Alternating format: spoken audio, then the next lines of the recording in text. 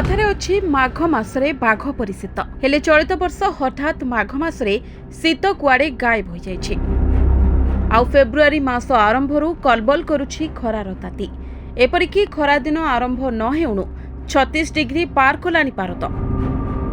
उपकूल ओडिशा रे सर्वनिम्न तापमात्रा स्वाभाविक ठारू 4 रु 6 डिग्री सेल्सियस अधिक थिबा बेले आभ्यंतरीण ओडिशा रे 3 रु 5 डिग्री सेल्सियस अधिक रहिछि तापमात्रा। एथिपई गरम एवं ताती अनुभूत होछि।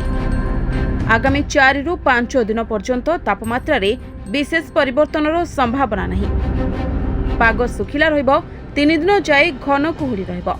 सेहिपरि भुवनेश्वर रे तापमात्रा 33.6 डिग्री सेल्सियस रेकर्ड करा जायछि, जहाकी स्वाभाविक ठारू 3.1 डिग्री अधिक। सेहिपरि कटक रे 31 डिग्री थिबा बेले स्वाभाविक ठारू 2 डिग्री अधिक रहिछि।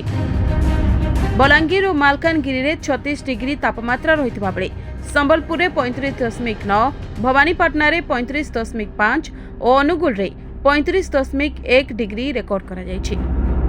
तेबे आसंता 4 दिन मध्य तापमात्रा रे विशेष परिवर्तन हेबार नाही बोली भुवनेश्वर पाणीपाग विज्ञान केन्द्र पूर्वानुमान करिछि।